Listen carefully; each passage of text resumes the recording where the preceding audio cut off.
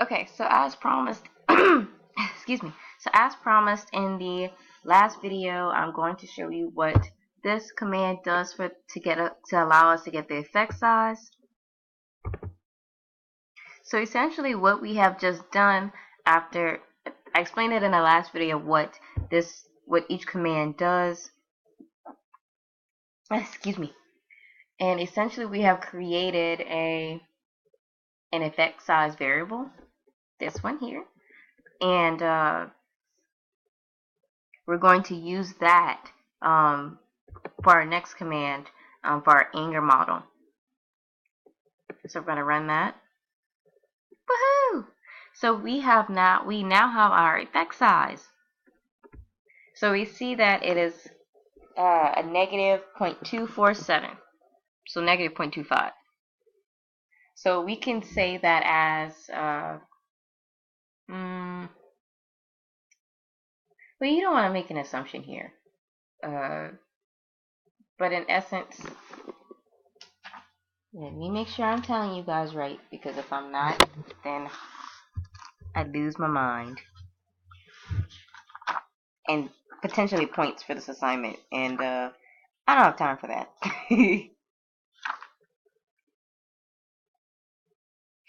Okay, so in essence, this creates a small to medium effect for our marginalizing data.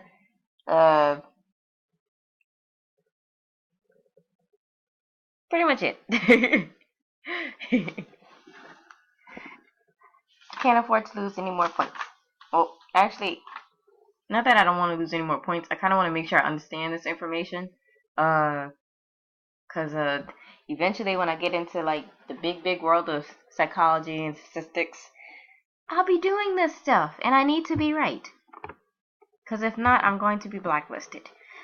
Anyways, as with my potential career fears, now I'm going to do the Kruskal Wallis test. So essentially, like I mentioned before in the previous video, this test is much like the independent ANOVA, that one-way ANOVA, if you want to call it. And so it compares different conditions using different participants. So really quickly, just to talk about what this assignment is going to be about, and I know I highlighted it in my last video, but I enjoy this particular piece of the assignment because this is something that I do want to do in the future. In looking at hairstyles of black women or worn by black women, and how they can potentially impact perceptions of attractiveness and things like that. So for me, I'm going to talk about it again. So what I kind of wanted to do is see if hairstyles worn on black women impact or have some form of effect on perceptions of attractiveness. So the attractiveness rating, this command allows me to enter the attractive rating as my variable and set it to a factor. So nice, sweet, and simple. And then using the GL function, I can create my factor of hair, or my variable for hair. So notice I have 3 levels for hair: relaxed, natural, and extensions. And the total number of cases for each is 5. So then using the data frame function, I can tie in each variable together to create hairstyle dat. And to make sure that R has done what I've told it to do, we can just use the view function, or we could have typed it in, whatever. But I kind of wanted to show you this really quickly. We see here that in the window here, we have our attractive rating and a hairstyle. And we notice that R did what we wanted it to do, so it gave it 5 cases for each.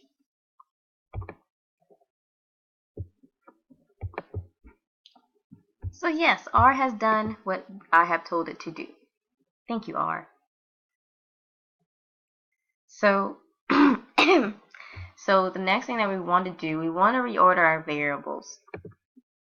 And with that particular command, it when you reorder your variables, you want to set it, you want to be logical about it. So just thinking about it on a baseline level, so having something it's essentially worth to compare it to. Well, not even that. You don't want it to. Well, let me think about this really quickly.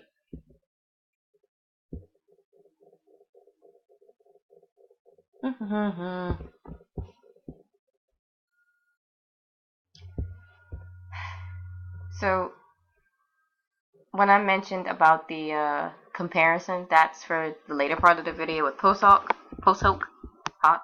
whichever you want to call it. So with reordering your data, you essentially just want to compare which way the data is being done. Not compare. You just want to change the way the data or the variable is. That's it. I don't know why I was getting into like a bigger soapbox than what it was. So anyways, we've done that. So the next thing that we want to do, we want to explore the data. Explore the data. Data. Yeah, the big D makes it dramatic. So anyways, so the first thing that you want to do, you want to run the descriptive stats for your conditions. So we're going to run these two here. It's also worth mentioning that the Kruskal Wallis test works on ranked data, much like the Wilcoxon rank sums test. So while the mean provides us some context, you don't really want to look at those. If you want to, you can. And I know I will. But really you want to look at the median because the median provides us more meaning for the data. The mean are meaningless. If you watched the last video, yes, I used that pun. But if you laugh, great. If you don't laugh, I don't know, get a sense of humor.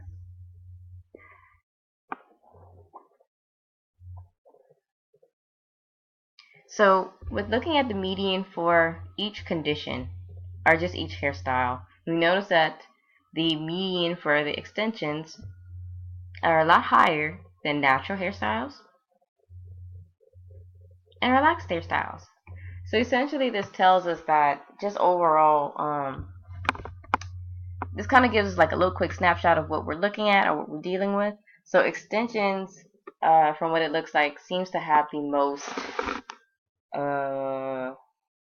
ratings of attractiveness and just higher value for it. Now mean, if you want to interpret those, you can see that the mean, there's the average of 42.4 of attractiveness for extensions. However, no, not however, Jesus. So for natural hairstyles, it's 25. And then for relaxed hair, it's 12.6. So like I mentioned before, those are like little quick snapshots of what the data looks like. So the next thing that we're going to do, we're going to test the homogeneity of variance. And we're going to do that by testing the Levene's test. Well, conducting the Levene's test. So even with this one, knowing that the Kruskal Wallis is a non-parametric test, you want this to be significant. You do want it to be significant in this case. However, it's not the end of the world if it's not. So we're gonna test it. I would have liked it to have been significant, but we can't have everything. But anyways, so what we see here is that our p-value is much greater than 0.05. So this means that the variances between our variables are the same to one another. And also, to test normality, we're going to use the biofunction for the Shapiro-Wilks test. I don't know why I did not add it. So I'm just going to copy it from up here. Come on. Yeah. Alright. I'm going to copy it from up here. Drag this down. Paste it. Hair. Style that.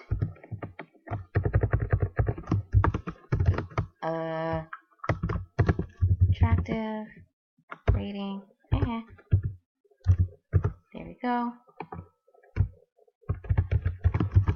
Hairstyle that.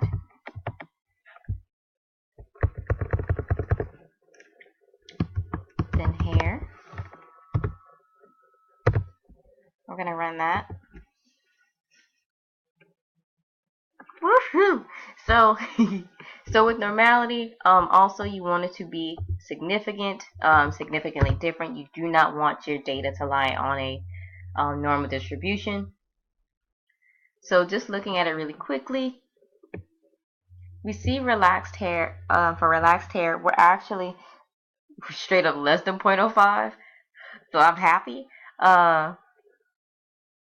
With natural hairstyles, we're definitely less than 0.05, so that is significant.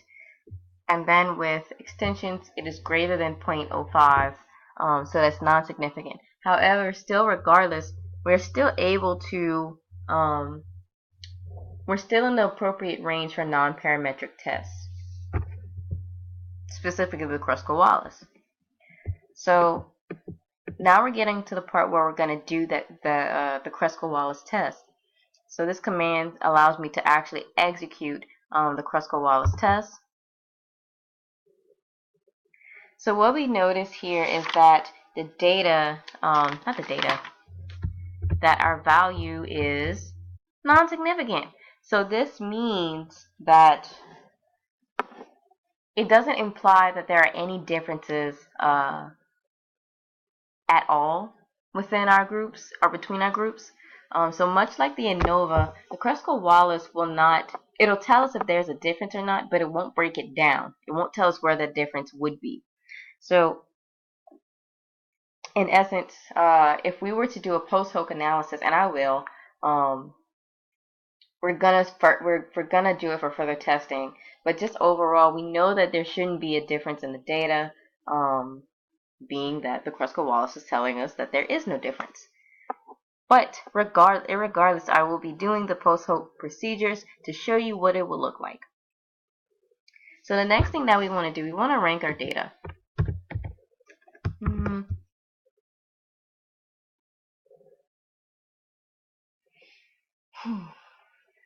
And you want to do this so we can interpret the test.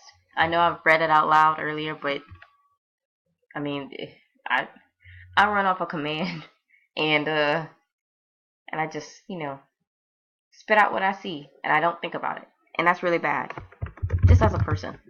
So this command allows me to rank the mean, and we're ranking the mean, by the way. Rank the mean for our groups.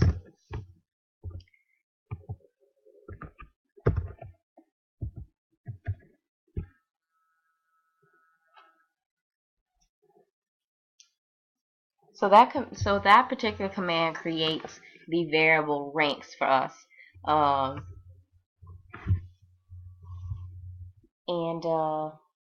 I mean, that's pretty much it. So just to get the mean rank, that's what it does. And then to actually execute it, or to show it, to show us the mean rank, this command provides it. So I'm going to run these two commands. It creates our variable ranks, and then it shows it. Now, before the video cuts off, in the next video I'm going to interpret what these mean, and I'm also going to create a box plot, and I will also be doing the post hoc procedures.